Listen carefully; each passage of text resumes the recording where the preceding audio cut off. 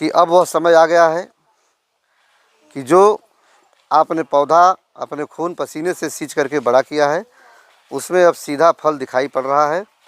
केवल हाथ बढ़ा करके फल तोड़ करके खाना है। यानी प्रगतिशील मानव समाज पार्टी तो अकेले लड़कर के दूसरा तीसरा पर टक्कर दी है। दिया है कि नहीं बताइए? दिया है। बिना किसी गठबंधन, बिना विदाउट अलायंस। यही हडिया की धरती पर प्रगतिशील मानव समाज पार्टी दूसरा भी आई है, तीसरा भी आई है कि नहीं बताइए? आई है। एक एक बार नहीं, कई कई बार। और इसके बाद और भी तमाम विधानसभा क्षेत्रों में, चाहे वह चंदौली का शहीद राजा हो, चाहे यहाँ आपके बगल में 96 हो, मझवा हो, ज्ञानपुर हो, प्रतापपुर हो, मरिहान हो, मुगलसराय, बहुत ऐसी सीटें हैं, बहुत जिलों की सीटें जहाँ पार्टी दूसरा तीसरा पर आई है। अभी तक संघर्ष किए, आप लोगों ने साथ दिया, लेकिन हम लोग समाज को कुछ दे नहीं पाए। देने का मतलब है केवल झंडा दिए हैं आपको, एक झंडा दिए, निशान दिए, पार्टी दिए, लेकिन कुछ देने के लिए आपके पास निधि होनी चाहिए, पावर होनी चाहिए। जैसे आप विधायक हैं, सांसद हैं, मंत्री हैं, मुख्यमंत्री हैं, तभी कुछ दे सकते हैं। तो इसके लिए आपको जीतना होगा चुनाव, आपको शासन सत्ता में जाना होगा। तो जीतने के लिए हम लोगों ने एक ठोस समीकरण तैयार किया है, और आप लोगों के अंदर यदि हौसला आ जाए, आत्मविश्वास पैदा हो जाए, तो इस गठबंधन के सामने, इस समीकरण के सामने कोई टिक नहीं सकता। सारे लोग हार जाएंगे, यहाँ तक कि विपक्षियों की जमानत जब्त हो सकती है। हमने वो समीकरण तैयार कर दिया है। थोड़ा उधर जाएगा। जैसे सपा अलग चल रही थी, बसपा अलग चल रही थी, वो लोग मिल करके लड़े, सरकार बना लिए कि नहीं बना लिए? जब एक बार सरकार बन गई तो फिर बसपा सपा अलग अलग लड़ी, तब भी सरकार बन गई कि नहीं बताइए? जब एक बार बन गई तो बन गई, मतलब पार्टी खड़ी हो गई, मजबूत हो गई। इसी तरह से आज भाजपा भी बहुत पार्टी से गठबंधन किया है, मौके पर भी एनडीए गठबंधन। कांग्रेस, सपा, तृणमूल कांग्रेस, बहुत ढेर सारी पार्टी मिलकर के इंडिया गठबंधन बनाई है। तो एक गठबंधन का युग चल रहा है, दौर गठबंधन का चल रहा है। तो गठबंधन को गठबंधन से काटा जाएगा, जैसे लोहे से लोहा को काटा जाता है। तो जब बताइए कि बिना गठबंधन के हम लोग दूसरा तीसरा आए हैं, तो गठबंधन करके जीत जाएंगे कि नहीं? किसी भी पार्टी से गठबंधन रहा होता प्रगतिशील का, तो पार्टी जीत चुकी होती। और जो हमने गठबंधन बनाया है, वो इतना बड़ा गठबंधन है कि इस गठबंधन के मुकाबले भाजपा, कांग्रेस, सपा, बसपा, थोड़ा ध्यान से आप लोग सुनिएगा, सब लोग मिलकर लड़े तब भी हार सकते हैं। ये जो हमने इस बार गठबंधन बनाया है, जैसे जो गठबंधन बना है उससे बहुत मजबूत गठबंधन, और वो भी जाति समीकरण के हिसाब से। लड़ाई देश में संख्या की है, वोट की लड़ाई है ना। तो पहले आप वोट समझ लीजिए। जैसे जो सपा बसपा का गठबंधन बना था, तो 11% दलित भाई, हरिजन भाई, 8% यादव भाई, 19% हुए। इसके बाद और पिछड़े जातियाँ और अनुसूचित जाति की जातियाँ जुड़ी, और 85-15 का बिगुल बजा, और सरकार बन गई, बनी ना। आज भाजपा भी ढेर सारी पार्टी को इकट्ठा करके लड़ रही है। अकेले जीतने की उसकी हस्ती होती, समीकरण होता, तो किसी को मिलाती नहीं मिलाती ना। तो गठबंधन लोग क्यों करते हैं? ताकि अपनी ताकत बढ़ जाए। और हमने जो गठबंधन किया है, ये सबसे बड़ा गठबंधन है। वो लोग इसको अभी मीडिया इसको तीसरा गठबंधन बता रही है। भारत का ये तीसरा गठबंधन, पहला एक गठबंधन है एनडीए, फिर दूसरा इंडिया, तीसरा पीडीएम जो हम लोग बनाए हैं। पीडीएम पिछड़ा दलित मुसलमान न्याय मोर्चा। अब इसका वोट समझ लीजिए कितना है, 20%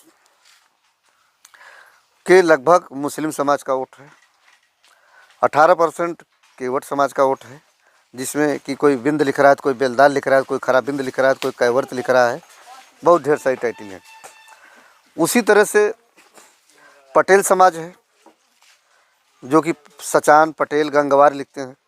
इसी तरह से पाल समाज है, पाल लिखते हैं, गडरिया लिखते हैं, धनगल लिखते हैं, बघेल लिखते हैं। लेकिन सारा वोट हम जोड़ रहे हैं इन चारों जातियों का, चारों वर्ग का, वो वोट आ रहा है 53%। यदि एक प्रत्याशी को 53% वोट मिल जाए, तो बाकी सामने वाला हारेगा कि नहीं? हाँ, तो ये 53% इस मोर्चे का मतलब समीकरण है। तो ये तो समीकरण उस तरह का है कि सपा, बसपा, भाजपा, कांग्रेस सब मिल जाए, तब भी इस मोर्चे की जीत होगी, पीडीएम मोर्चा की, और उनकी हार होगी। लेकिन बाई चांस अभी नया मोर्चा बना, हो सकता है सब नहीं इकट्ठा और ना समझ पाए, लेकिन यदि 60% लोग समझ लें, बिंद समाज, पाल समाज, पटेल समाज, मुसलमान समाज, तो प्रेमचंद बिंद यहाँ से 1,00,000-1,50,000 वोट से जीत जाएंगे, 60% पर। और इसी तरह से ये मोर्चा उत्तर प्रदेश में वो दोनों मोर्चा को फेल कर देगा जो पहले से बना है। और इसको जो अभी तीसरा बोल रहे हैं ना, जब ज़्यादा सीट निकल जाएगी तो यही पहला हो जाएगा। पहला हो सकता है कि नहीं, हो जाएगा ना। तो अभी ये शुरुआत है, अभी इसकी असली लड़ाई बाकी है। अब असली लड़ाई होगी। जैसे अभी तो ये मोर्चा कई राज्य में लड़ रहा है भाई, जैसे इसमें एक पार्टी है ओवैसी की, हैदराबाद के हैं, तो उनके तो 2-4-5 प्रांत में पहले से विधायक हैं, सांसद हैं कि नहीं है? कई प्रांत में उनके विधायक हैं, सांसद भी है वो। और बाकी जो 3 पार्टियां हैं इसमें, जैसे प्रगतिशील मानव समाज पार्टी हो गई और पल्लवी पटेल की पार्टी हो गई, ये दोनों पार्टी, प्रगतिशील मानव समाज पार्टी और अपना दल कमेरावती, पल्लवी पटेल ने डिप्टी सीएम केशव मौर्य को लड़ाया था, हराया था कि नहीं? हराया था ना। तो कहने का मतलब यह है कि वो भी चर्चित और लोकप्रिय नेता है, तभी तो हराया। इसके बाद 8 सीट लड़ी और कमेरावती अपना दल, और 8 सीट सेकंड आई, 8 सीट उसकी सेकंड आई 2022 में। और इधर प्रेमचंद बिंद कैंडिडेट लड़ा करके कई जगह सेकंड थर्ड आए।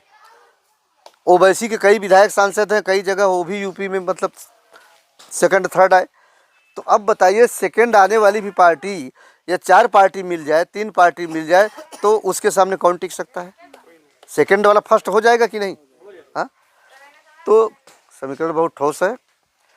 और हम तो राजनीति में आए हैं केवल आपको बढ़ाने के लिए, केवल इसलिए कि हम भी बीएससी बीएड आयुर्वेद रत्न करने के बाद ये देखें कि हमारा समाज की बहुत दुर्दशा है। और हमारा बीटीसी में भी हुआ भी था, हम मास्टर बन जाते, 50,000 रुपया, 4-5 घंटा की ड्यूटी है, 10 से 4 यही नहीं ड्यूटी, क्या ज़रूरत थी? मेडिकल की भी हम भी तैयारी कर रहे थे। तो कहने का मतलब यह है कि हम उससे खुद सुख से जी सकते थे, शांति से, लेकिन आपके बच्चों को हक नहीं मिलता। हम ये चाहते हैं कि हमारे समाज के सैकड़ों विधायक हों, हजारों, सैकड़ों सांसद हों, हजारों विधायक हों। हजारों विधायक के मतलब पूरे भारत में 4-5 हज़ार विधायक होते हैं, तो क्या हजारों विधायक हम करें तो कोई गलत है? हाँ? भारत में 800 सांसद हैं लोकसभा राज्यसभा का, तो 100-200 सांसद कर रहे हैं तो कोई गलत नहीं है, हमारा उतना हक ही बनता, उतनी संख्या ही है। तो इसके बाद हम ये चाहते हैं कि जो जाति जितना है, जैसे मान लीजिए 18% केवट हैं, तो 100 में 18 कलेक्टर केवट का होना चाहिए। उसी तरह से जो और जातियाँ उसका होना चाहिए। हमें किसी का हक नहीं मारना है, हमें अपना हक चाहिए, जिसका जो हिस्सा बनता हो ले ले। तो आज सबसे ज़्यादा नुकसान आपका भाजपा ने किया। भाजपा का राज है, नौकरी की कोई, जैसे आपने आपके बच्चे पढ़ लिख भी लिए तो नौकरी की वांट मतलब वैकेंसी आ रही है, आप 100-200-500 लगा करके फार्म परीक्षा दे रहे हैं, कहीं पर्चा लीक हो जा रहा है, कहीं भर्ती निरस्त हो जा रही है, कहीं क्या हो जा रहा है, बताइए। तो कितना नुकसान हो रहा है। तो जो लड़का साल 2 साल तैयारी किया और भर्ती निरस्त हो गई, तो उसका साल भर का हर्जाना कौन देगा? तो और कितने ओवर एज भी हो जाएंगे। हाँ, और एक मिलिट्री की जो सेवा थी उसको अग्निवीर बना के 4 साल की कर दिया। भाई आज बड़े बड़े नेता भाजपा कांग्रेस वाले, वो 70 साल 80 साल के 90 साल के हैं, फिर भी वो मुख्यमंत्री प्रधानमंत्री बनना चाहते हैं, और युवाओं को कह रहे हैं कि 4 साल में रिटायर होकर के घर चले जाओ। तो ये बताइए धोखा है कि नहीं है? सवर्णों को आरक्षण 10% दे दिया भाजपा ने, दिया कि नहीं बताइए? सवर्णों का आरक्षण किसने दिया? भाजपा ने दिया। हाँ, बिना मांगे वो भी। और हम लोग इतने दिन से आरक्षण मांग रहे हैं, यही भाजपा नहीं दे रही है। तो भाजपा ने हमारे साथ गद्दारी किया कि नहीं किया? बताइए आप लोग, विश्वासघात किया कि नहीं किया? तो बताइए, जैसे कुछ लोग राशन की बात करते हैं, 5 किलो राशन की बात करते हैं, हम कह रहे 5 किलो राशन मिल गया 1 महीने में, वो ठीक है कि आपके बेटे को नौकरी मिल जाए, रोजगार मिल जाए, वो ठीक है? बताइए, यदि आपके बेटे को नौकरी मिल जाए तो 20,000 50,000 1 लाख वेतन पा सकता है, बताइए कितना क्या वो व्यवस्था बना सकता है? या रोजगार मिल जाए, तो हम रोजगार के लिए कल कारखाना कंपनी फैक्ट्री लगाएंगे, और चाहेंगे कि पारदर्शी तरीके से भर्ती हो और आरक्षण मिल जाए गरीब जातियों को, तब आप तरक्की करेंगे।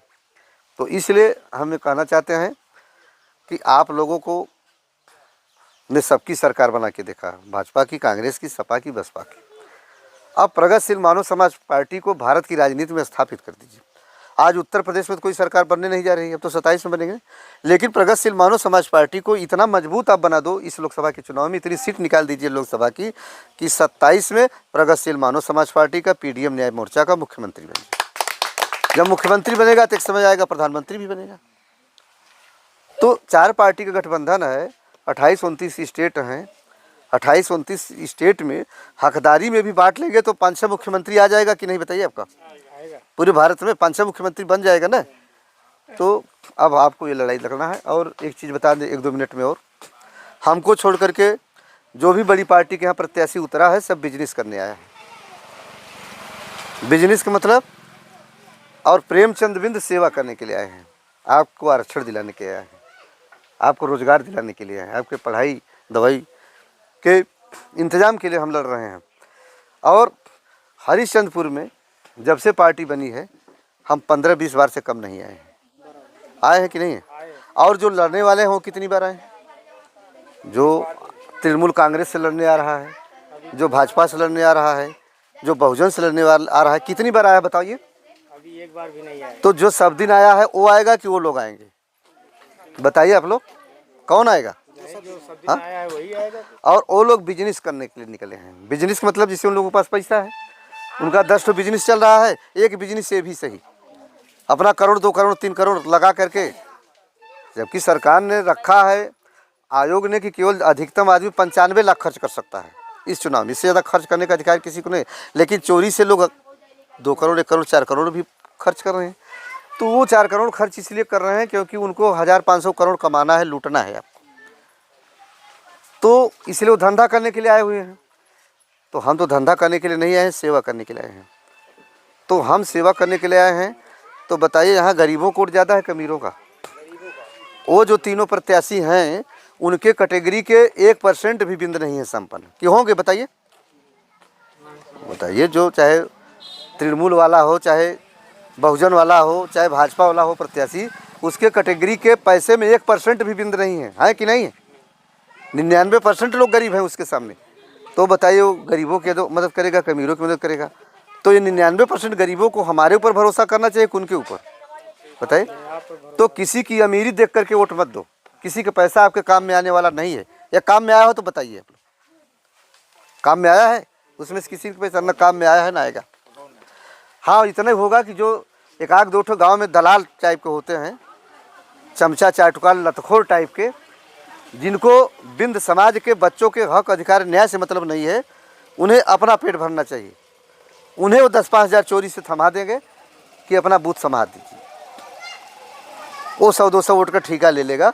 क्या एक तरफ से पैसा तो बटेगा नहीं कि बटेगा? कहीं कहीं अर्धानी प्रधानी चुनाव में थोड़ा बहुत बट भी जाता है, लेकिन इतनी जनता। अच्छा ये बताइए कि आप लोगों ने सांसद अब आज तक बहुत बनाया है, क्या किसी सांसद को आप लोगों ने रुपया लेकर वोट दिया है? या रमेश बिंद को आपने सांसद बनाया तो आपने फ्री में वोट दिया कि पैसा लेकर दिया? सही बताइए। हाँ, तो फ्री वोट रमेश बिंद को दे सकते हैं तो प्रेमचंद बिंद को नहीं दे सकते? बताइए आप लोग। तो वो उतने दूर से आए, उनको वोट दे दिया, और लोग कहाँ कहाँ से चले आए हैं, और हम आपके घर के हैं, इस क्षेत्र के हैं। तो ये चीज़ आप लोग समाज में फैलाइए कि घर के नेता हैं प्रेमचंद बिंद, इनको आप लोग जिता करके सदन में भेजिए। और एक समय ऐसा आएगा कि आप लोग साथ देंगे तो प्रेमचंद बिंद मुख्यमंत्री प्रधानमंत्री बनेंगे, या प्रेमचंद बिंद दुनिया में नहीं रहेंगे तो प्रेमचंद बिंद के पार्टी के हमारे समाज के लोग बनेंगे। बनेंगे कि नहीं बनेंगे बताओ? झंडा तो मरता नहीं, मरता है? हाँ, नहीं, झंडा कब मर गया? झंडा तो अमर होता है। तो आप लोगों से हम चाहते हैं कि आप लोग संकल्प लीजिए। संकल्प लेने के लिए तैयार हैं? हाथ उठाइए, कितने लोग तैयार हैं? माताएं बहनें बताएं। ठीक है, मुझे विश्वास है कि हरिश्चंद्रपुर में प्रगतिशील मानव समाज पार्टी का जो वोटिंग मशीन से जितना वोट निकलेगा, इसके सामने सारे प्रत्याशियों की, विरोधियों की जमानत जब्त होगी इस पोलिंग पर। इस पोलिंग पर आप जब्त कराइए और स्वर्णाक्षरों में नाम हरिश्चंद्रपुर का लिखा जाएगा। जय मानव, जय भारत।